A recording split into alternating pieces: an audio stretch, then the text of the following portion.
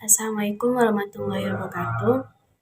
Pertama-tama, marilah kita panjatkan puja dan puji syukur kehadiran Allah SWT yang telah melimpahkan rahmat serta hidayahnya sehingga kita bisa berkumpul dalam keadaan sehat walafiat.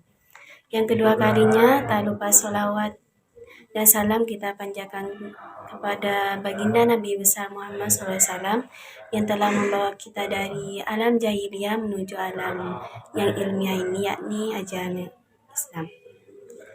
Di sini saya takdimi pengasuh Pondok Pesantren Zainul Hasan Genggong, Ki Haji Muhammad Hasan Mutawakkil SHMM, dan yang saya hormati Bapak Rektor Universitas Islam Zainul Hasan Genggong, Bapak Dr. Abdul Aziz Wahabi MAG, dan yang saya hormati Bu Dekan Tadris Umum yakni Bu Wahyu Lestari MPD, dan yang saya hormati dosen pengampu mata kuliah Psikologi Pendidikan yakni Ustaz Robi Firman Didiharjo. Di sini saya akan menjelaskan mengenai ragam kesulitan belajar peserta didik. Yang pertama, pengertian kesulitan belajar peserta didik. Pendidikan merupakan sarana bagi seorang untuk mempelajari berbagai macam ilmu pengetahuan dengan tujuan untuk mengembangkan potensi diri, kepribadian, kecerdasan, dan keterampilan. Dan kesulitan belajar sendiri merupakan hambatan yang terjadi dalam suatu pembelajaran yang mempengaruhi hasil belajar. Dan kesulitan tersebut lebih mengacu pada psikologi siswa. Hal itu berupa kesulitan mendengar, berbicara, menulis, membaca, maupun mengeja, dan berpikir dan menghitung. Dan lanjut yang kedua adalah faktor-faktor yang mempengaruhi belajar. Faktor yang mempengaruhi kesulitan belajar siswa ada dua, yaitu faktor internal dan faktor eksternal. Faktor internal sendiri merupakan faktor dari dalam yang ada pada diri siswa sendiri. Sedangkan faktor eksternal merupakan faktor dari luar diri siswa.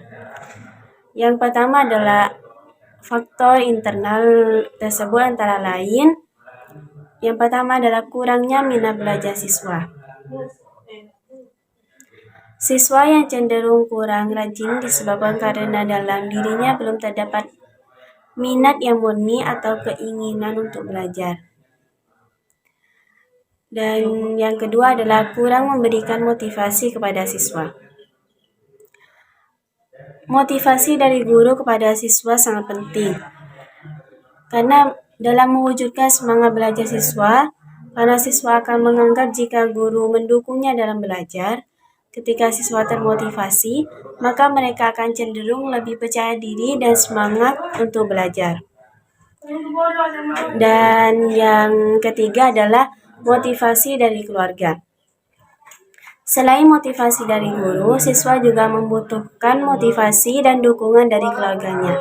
Misalnya siswa yang mendapatkan dukungan dan perhatian dari orang tua akan cenderung lebih percaya diri dalam belajar di sekolah dan kondisi psikologisnya normal. Dan selanjutnya adalah faktor eksternal yang mempengaruhi belajar siswa antara lain, yaitu yang pertama adalah guru sulit menerapkan pembelajaran. Nah, saat ini seringkali terjadi perubahan kurikulum yang membuat ada sedikit perubahan dalam pembelajaran, dan perubahan tersebut tidak hanya berdampak pada guru, juga berdampak pada siswa yang menerapkan pembelajarannya, tetapi siswa juga terpengaruh ketika guru kurang memahami sistematika kurikulum terbaru, maka sulit juga menerapkannya dalam pembelajaran. Dan yang kedua adalah kurangnya media pembelajaran. Kurangnya media pembelajaran di sini juga sangat terpengaruh kepada siswa, karena dilihat dari sekarang teknologi sangat berpengaruh terhadap pendidikan. Dan teknologi juga bisa lebih memudahkan siswa dalam berbelajar. Dan adanya media pembelajaran juga berperan sebagai perantara untuk mewujudkan pembelajaran yang lebih efektif. Yang ketiga adalah metode pembelajaran yang membosankan. Metode pembelajaran yang tepat akan memudahkan guru dan mencapai tujuan pembelajaran. Dan seharusnya Guru juga membenahi metode pembelajaran yang digunakan untuk membuat pembelajaran lebih menyenangkan dan tidak membosankan bagi siswa. Dan selanjutnya lanjut yang C, mengenal ragam kesulitan belajar dan solusinya. Kesulitan belajar siswa dapat diatasi melalui pelaksanaan diagnosis, karena hal ini dapat membantu siswa dalam mengatasi kesulitannya dalam belajar.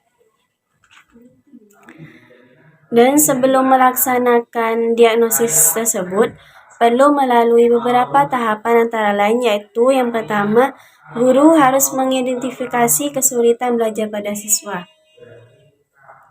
Hal pertama yang perlu dilakukan guru adalah mengidentifikasi yang diperkirakan mengalami kesulitan dalam belajar.